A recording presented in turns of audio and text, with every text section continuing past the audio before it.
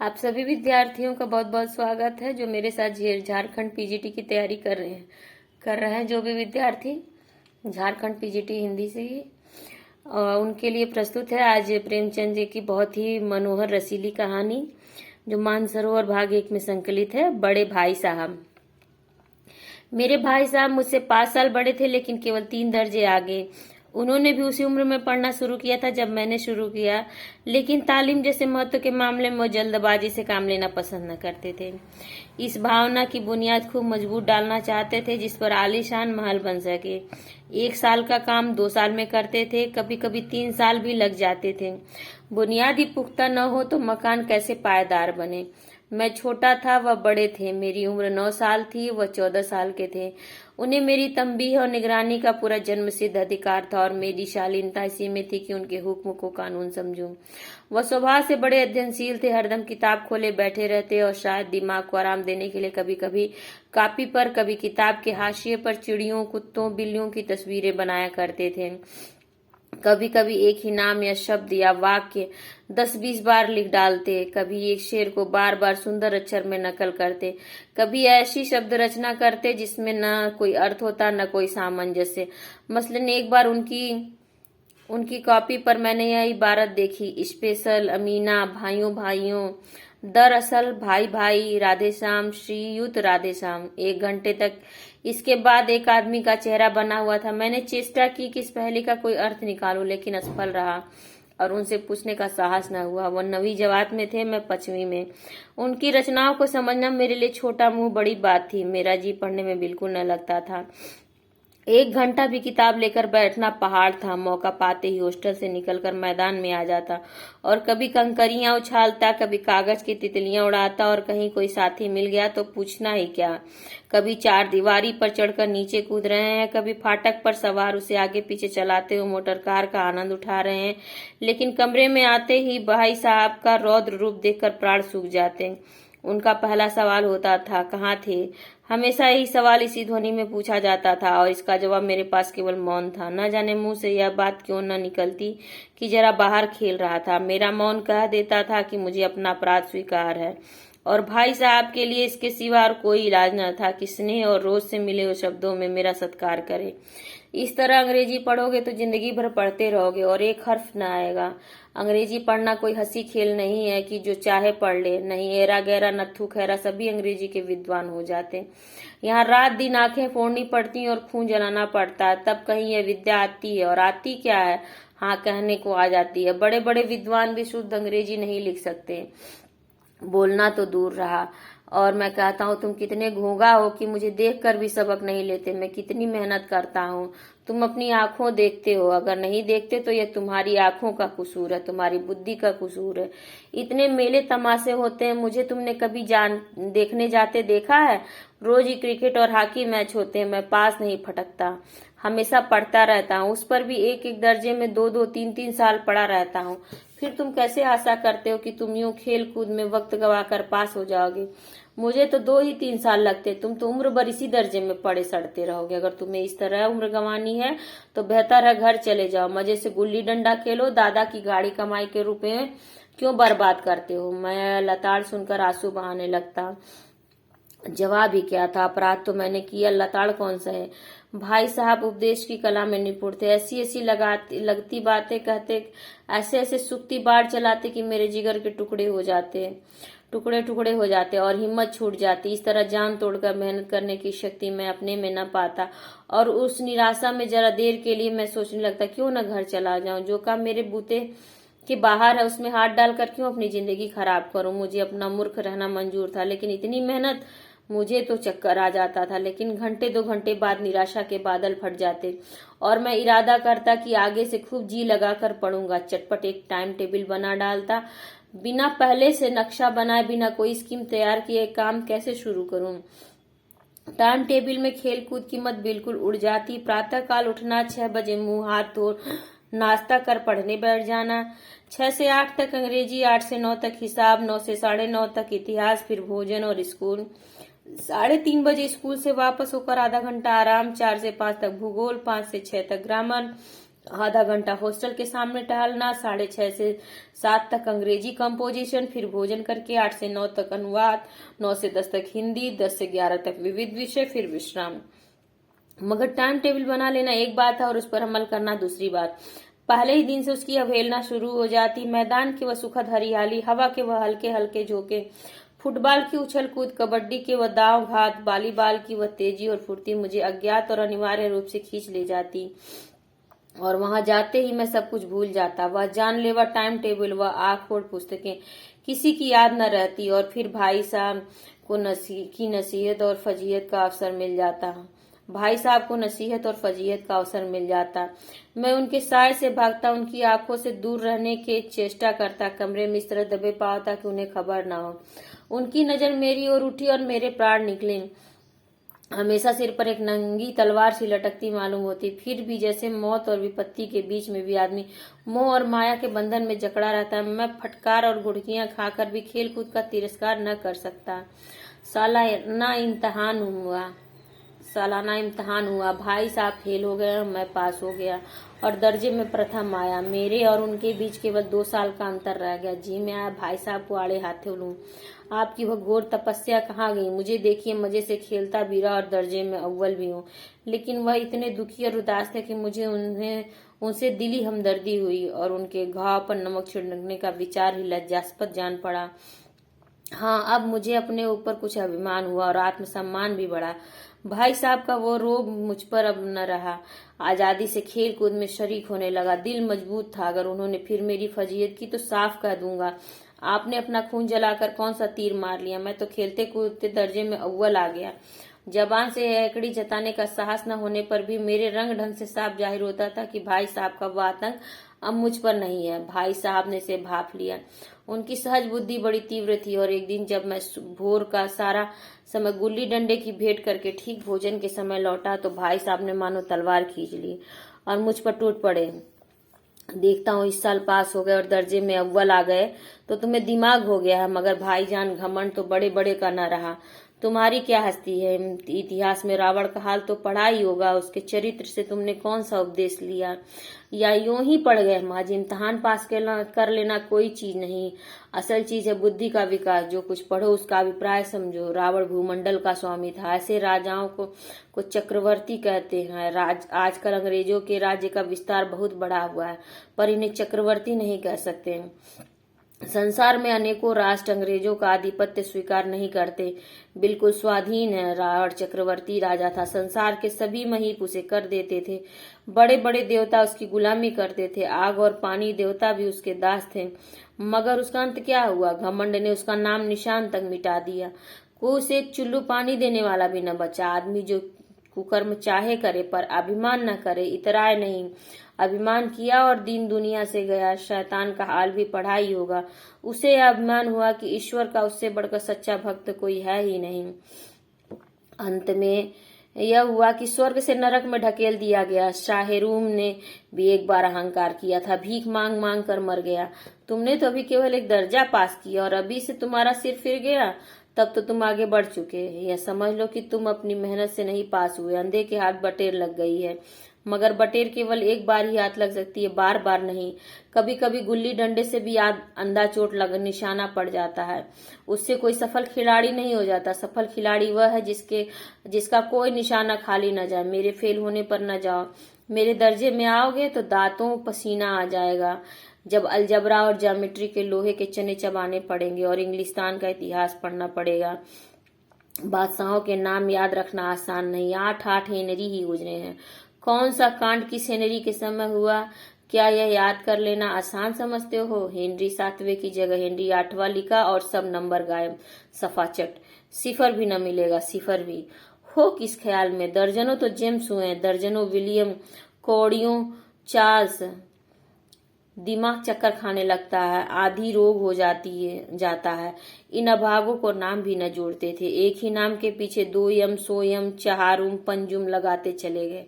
मुझसे पूछते तो 10 लाख नाम बता देता और ज्योमेट्री तो बस खुदा की पनाह। अ ब ज की जगह अ ज ब लिख दिया और सारे नंबर कट गए। कोई इन निर्दयी मुमतहीनों से नहीं पूछता कि आखिर अ ब ज और अ ज ब में क्या फर्क है। और व्यर्थ की बात के लिए क्यों छात्रों का खून करते हो? दाल भात रोटी खाई या भात दाल रोटी खाई, इसमें क्या रखा है? मगर इन परीक्षकों को क्या परवाह, वह तो वही देखते जो पुस्तक में लिखा है। चाहते हैं कि लड़के अक्षर अक्षर रट डालें, और इसी रटंत का नाम शिक्षा रख छोड़ा है। और आखिर इन सिर पैर की बातों के पढ़ने से क्या फायदा? इस रेखा पर वह लंबा गिरा दो तो आधार लंब से दुगुना होगा। पूछिए इससे प्रयोजन? दुगुना नहीं चौगुना हो जाए या आधा ही रह जाए मेरी बला से, लेकिन परीक्षा में पास होना है तो यह सब खुराफात याद रखनी पड़ेगी। कह दिया। समय की पाबंदी पर एक निबंध लिखो जो 4 पन्नों से कम न हो। अब आप कापी सामने खोले, कलम हाथ में लिए, उसके नाम को रोइए। कौन नहीं जानता कि समय की पाबंदी बहुत अच्छी बात है। इससे आदमी के जीवन में संयम आता है और दूसरों का उस पर स्नेह होने लगता है और उसके कारोबार में उन्नति होती है। लेकिन इस जरा सी बात पर 4 पन्ने कैसे लिखे? जो बात एक वाक्य में कही जा सके उसे 4 पन्ने में लिखने की जरूरत? मैं तो इसे हिमाकत समझता हूँ। यह तो समय की किफायत नहीं बल्कि उसका दुरुपयोग है कि व्यर्थ में किसी बात को ठूस दिया। हम चाहते हैं आदमी जो कुछ कहना हो चटपट कह दे और अपनी राह ले, मगर नहीं, आपको 4 पन्ने रंगने पड़ेंगे, चाहे जैसे लिखिए, और पन्ने भी पूरे फुल स्केप आकार के। यह छात्रों पर अत्याचार नहीं तो और क्या। अनर्थ तो यह है कि कहा जाता है संक्षेप में लिखो। समय की पाबंदी पर संक्षेप में एक निबंध लिखो जो 4 पन्नों से कम न हो। ठीक, संक्षेप में 4 पन्ने हुए नहीं, शायद 100-200 पन्ने लिखवाते। तेज भी दौड़िए और धीरे धीरे भी। है उल्टी बात या नहीं? बालक भी इतनी सी बात समझ सकता है, लेकिन इन अध्यापकों को इतनी तमीज भी नहीं कि उस पर दावा है कि हम अध्यापक हैं। मेरे दर्जे में आओगे लाला तो ये सारे पापड़ बेलने पड़ेंगे और तब आटे दाल का भाव मालूम होगा। इस दर्जे में अव्वल आ गए हो तो जमीन पर पांव नहीं रखते। इसलिए मेरा कहना मानिए। लाख फेल हो गया हूँ लेकिन तुमसे बड़ा हूँ, संसार का तुमसे ज्यादा अनुभव है। जो कुछ कहता हूँ उसे गिरह बांधिए, नहीं पछताइएगा। स्कूल का समय निकट था, नहीं ईश्वर जाने यह उपदेश माला कब समाप्त होती। भोजन आज मुझे निस्वाद सा लग रहा था। जब पास होने पर यह तिरस्कार हो रहा तो फेल हो जाने पर तो शायद प्राण ही ले लिए जाएं। भाई साहब ने अपने दर्जे की पढ़ाई का जो भयंकर चित्र खींचा उसने मुझे भयभीत कर दिया।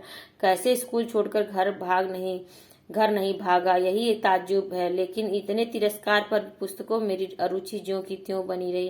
खेल कूद का कोई अवसर हाथ से न जाने देता। पढ़ता था मगर बहुत कम, बस इतना कि रोज का टास्क पूरा हो जाए और दर्जे में जलील न होना पड़े। अपने ऊपर जो विश्वास पैदा हुआ था वह फिर लुप्त हो गया। फिर चोरों का सा जीवन कटने लगा। फिर सालाना इम्तिहान हुआ और कुछ ऐसा संयोग हुआ कि मैं फिर पास हुआ और भाई साहब फिर फेल हो गया। मैंने बहुत मेहनत न की पर न जाने कैसे दर्जे में अव्वल आ गया। मुझे खुद अचरज हुआ। भाई साहब ने प्राणांतक परिश्रम किया था, कोर्स का एक एक शब्द चाट गए थे।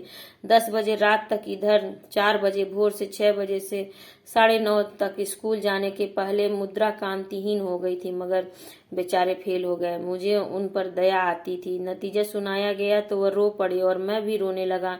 अपने पास होने की खुशी आधी हो गई। मैं भी फेल हो गया होता तो भाई साहब को इतना दुख न होता। लेकिन विधि की बात कौन टाले।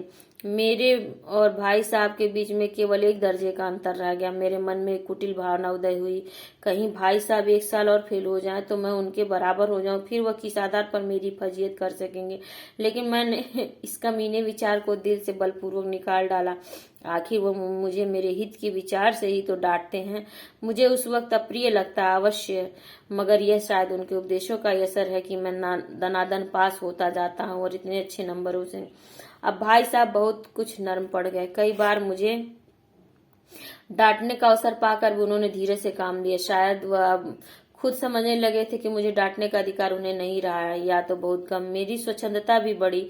मैं उनकी सहिष्णुता का अनुचित लाभ उठाने लगा। मुझे कुछ ऐसी धारणा हुई कि मैं तो पास हो जाऊंगा, पढ़ूं या न पढ़ूं, मेरी तकदीर बलवान है। इसलिए भाई साहब के डर से जो थोड़ा बहुत पढ़ लिया करता था वह भी बंद हुआ। मुझे कनकौवे उड़ाने का नया शौक पैदा हो गया और अब सारा समय पतंगबाजी की ही भेंट होता था। फिर भी मैं भाई साहब का अदब करता था और उनकी नजर बचाकर कनकौवे उड़ाता था। मांझा देना, कन्ने काट बांधना, पतंग टूर्नामेंट की तैयारियां आदि समस्याएं अब गुप्त रूप से हल की जाती थी। भाई साहब को संदेह न करने देना चाहता था कि उनका सम्मान और लिहाज मेरी नजरों में कम हो गया है। एक दिन संध्या के समय हॉस्टल से मैं दूर एक कनकौवा लूटने बेतहासा दौड़ा जा रहा था। आंखें आसमान की ओर थी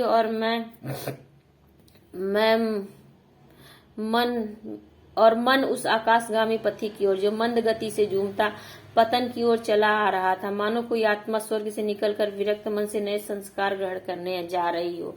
बालकों की एक पूरी सेना लग गई और झाड़दार बांस लिए उनका स्वागत करने को दौड़ी आ रही थी। किसी को अपने आगे पीछे की खबर न थी। सभी मानो उस पतंग के साथ ही आकाश में उड़ रहे थे जहाँ सब कुछ समतल है, न मोटर कारें हैं, न ट्राम, न गाड़ियां। सासा भाई साहब से मेरी मुठभेड़ हो गई, जो शायद बाजार से लौट रहे थे। उन्होंने मेरा हाथ पकड़ लिया और उग्र भाव से बोले, इन बाजारी लौंडों के साथ ढेले के कनकौवे के लिए दौड़ते तुम्हें शर्म नहीं आती? तुम्हें इसका भी कुछ लिहाज नहीं कि जब नीची जमात में नहीं हो बल्कि 8वीं जमात में आ गए हो और मुझसे केवल एक दर्जा नीचे हो। आखिर आदमी को कुछ तो अपनी पोजीशन का ख्याल करना चाहिए। एक जमाना था कि लोग 8वां दर्जा पास करके नायब तहसीलदार हो जाते थे। मैं कितनी ही मिडिलचियों को जानता हूँ जो आज अव्वल दर्जे के डिप्टी मजिस्ट्रेट या सुपरिटेंडेंट हैं। कितने ही 8वीं जमात वाले हमारे लीडर और समाचार पत्रों के संपादक हैं। बड़े बड़े विद्वान उनकी मातहती में काम करते हैं और तुम उसी 8वें दर्जे में आकर बाजारी लौंडों के साथ कनकौवे के लिए दौड़ रहे हो। मुझे तुम्हारी इस कम अकली पर दुख होता है। तुम जहीन हो, इसमें शक नहीं, लेकिन वह जहन किस काम का जो हमारे आत्मगौरव की हत्या कर डाले। तुम अपने दिल में समझते होगे कि मैं भाई साहब से महज एक दर्जा नीचे हूँ और अब उन्हें मुझको कुछ कहने का हक नहीं है, लेकिन यह तुम्हारी गलती है। मैं तुमसे 5 साल बड़ा हूँ और चाहे आज तुम मेरी ही जमात में आ जाओ और परीक्षकों का यही हाल है तो निस्संदेह अगले साल तुम मेरे समकक्ष हो जाओगे और शायद 1 साल बाद तुम मुझसे आगे निकल जाओ। लेकिन मुझ में और तुम में जो 5 साल का अंतर है उसे तुम क्या खुदा भी नहीं मिटा सकता। मैं तुमसे 5 साल बड़ा हूँ और हमेशा रहूंगा। मुझे दुनिया का और जिंदगी का जो तजर्बा है उसकी बराबरी नहीं कर सकते, चाहे तुम MA DPhil और DLit ही क्यों न हो जाओ। समझ किताब पढ़ने से नहीं आती। हमारी अम्मा ने कोई दर्जा पास नहीं किया और दादा भी साथ 5वीं 6वीं जमात के आगे नहीं गए, लेकिन हम दोनों चाहे सारी दुनिया की विद्या पढ़ ले, अम्मा और दादा को हमें समझाने और सुधारने का अधिकार हमेशा रहेगा। केवल इसीलिए नहीं कि वे हमारे जन्मदाता हैं, बल्कि इसलिए कि उन्हें दुनिया का हमसे ज्यादा तजर्बा है और रहेगा। अमेरिका में किस तरह की राज व्यवस्था और 8वें हेनरी ने कितने विवाह किए और आकाश में कितने नक्षत्र, ये बातें चाहे उन्हें न मालूम हो, लेकिन हजारों ऐसी बातें जिनका ज्ञान उन्हें हमसे और तुमसे ज्यादा है। देव न करे आज मैं बीमार हो जाऊं तो तुम्हारे हाथ पांव फूल जाएंगे। दादा को तार देने के सिवा तुम्हें कुछ न सूझेगा, लेकिन तुम्हारी जगह पर दादा हो तो किसी को तार न दे, घबराएं न, बदहवास हो। पहले खुद मर्ज पहचान कर इलाज करेंगे, उसमें सफल न हो तो किसी डॉक्टर को बुलाएंगे। बीमारी तो खैर बड़ी चीज है, तुम तो इतना भी नहीं जानते कि महीने भर का खर्च महीने भर कैसे चलेगा। जो कुछ दादा भेजते हैं उसे हम 20-22 तक खर्च कर डालते हैं और पैसे को मोहताज हो जाते हैं। नाश्ता बंद हो जाता है, धोबी और नाई से मुंह चुराने लगते हैं। लेकिन जितना आज हम और तुम खर्च कर रहे हैं उसके आधे में दादा ने अपनी उम्र का बड़ा भाग इज्जत और नेकनामी के साथ निभाया है और एक कुटुंब का पालन किया जिसमें सब मिलाकर 9 आदमी थे। अपने हेडमास्टर साहब को ये देखो, MA है कि नहीं है, और यहाँ के MA नहीं ऑक्सफोर्ड के 1000 रुपए पाते हैं, लेकिन उनके घर इंतजाम कौन करता है? उनकी बूढ़ी माँ। हेडमास्टर साहब की डिग्री यहाँ आकर बेकार हो गई। पहले खुद घर का इंतजाम करते थे, खर्च पूरा न पड़ता था, कर्जदार रहते थे। जब से उनकी माताजी ने प्रबंध अपने हाथ में ले लिया, जैसे घर में लक्ष्मी आ गई, तो भाईजान या गरूर दिल से निकाल डालो कि तुम मेरे समीप आ गए हो और अब स्वतंत्र हो। मेरे देखते तुम बेराह नहीं चल पाओगे। अगर तुम यूं न मानोगे तो मैं थप्पड़ दिखाकर इसका प्रयोग भी कर सकता हूँ। मैं जानता हूँ तुम्हें मेरी बातें जहर लग रही हैं। मैं उनकी इस नई युक्ति से नतमस्तक हो गया। मुझे आज सचमुच अपनी लघुता का अनुभव हुआ और भाई साहब के प्रति मेरे मन में श्रद्धा उत्पन्न हुई। मैं सजल आंखों से कहा, हरगिज नहीं, आप जो कुछ फरमा रहे हो बिल्कुल सच है और आपको कहने का अधिकार है। भाई साहब ने मुझे गले लगा लिया और बोले, मैं कनकौवे उड़ाने को मना नहीं करता, मेरा भी जी ललचाता है, लेकिन क्या करूं, खुद बेराह चलूं तो तुम्हारी रक्षा कैसे करूं, यह कर्तव्य भी तो मेरे सिर पर है। संयोग से उसी वक्त एक कटा हुआ कनकौवा हमारे ऊपर से गुजरा। उसकी डोर लटक रही थी। लड़कों का एक गोल पीछे पीछे दौड़ा चला था। भाई साहब लंबे हैं ही, उछल कर उसकी डोर पकड़ ली और बेतहाशा हॉस्टल की तरफ दौड़े। पीछे पीछे दौड़ रहा, मैं पीछे पीछे दौड़ रहा था।